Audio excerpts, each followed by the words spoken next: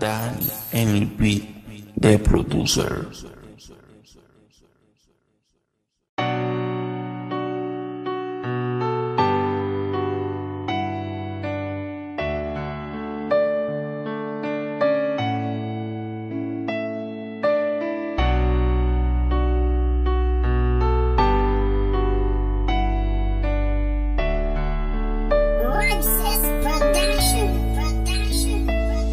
Madaming buhay na ng mga Pilipino nasasayang nang dahil sa mga wala namang kwentang hidwaan. Madaming nadadamay, batang walang kinalaman, pilit iginagapang pamilya sa kahirapan. Naging bilad sa init, basta may mapakain lang sa mga anak na nag-aabang sa akin. Tapos ang hanap buhay na pinagkakakitaan ay dinamay nyo, sinama sa inyong mga alitan.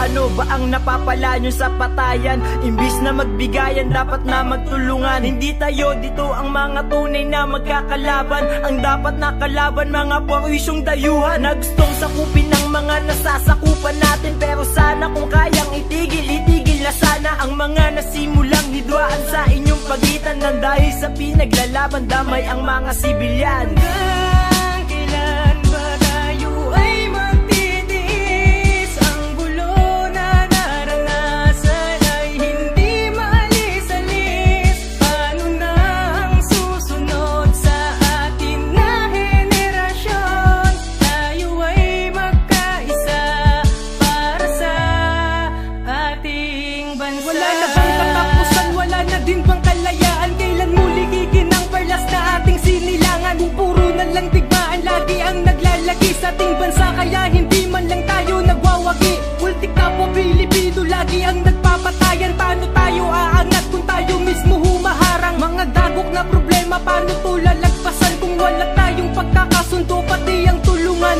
Imbis na magkaisa para tayo ay umasenso, tayo mismo pumipigil sa bawat pagmamaneho ng ating bansa na pawang lahat ay nabiktima. Nagpaalipin sa iba at walang pagkakaisa. Dapat di tayo ganito upang di tayo lububog. Isipin mo na lang yung mga tao sa ating susunod. Meron pa kaya silang madadat ng kaginhawaan?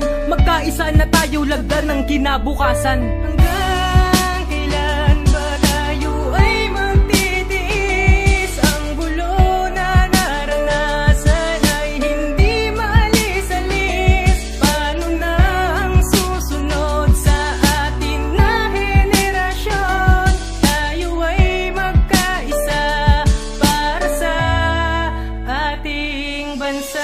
Ilang digmaan na ang naganap sa Pilipinas, marahas ang madadanas kung hindi makakatakas sa kamay ng teroristang may sariling batas. Madalas ang inosente ang nagiging malas, mga pamilyang namumuhay sa pagiging patas. Ang kanilang naipundar ay agad nalagas, mga bayaning sundalo ilan na ang nabawas. Sa pagitan ng hidwaan, dugo ang naging katas. Ni hindi ko na mabilang nagbuwis ng buhay, sana ito na ang wakas at mabaon sa hukay.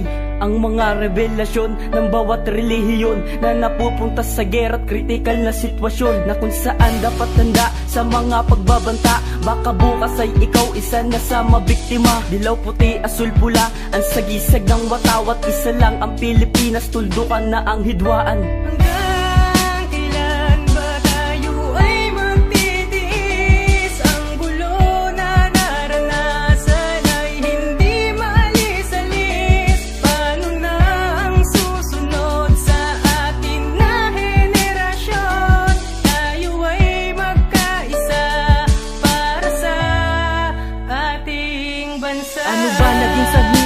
Ano rin ang solusyon? Ito na ba ang sinasabi nila na revolusyon? Dahil sa isang lugar nagawa nyo magpatayan, pinatay pati paslit nang walang kamalay-malay. Hindi ko lubos maisip na ito ang mangyayari. Ilan na ba ang nagbuwis ng buhay sa Marawi? Siguro nga madami, paano makabawi? Pinaglalaban ay mali, itim ng usok ay hinawi.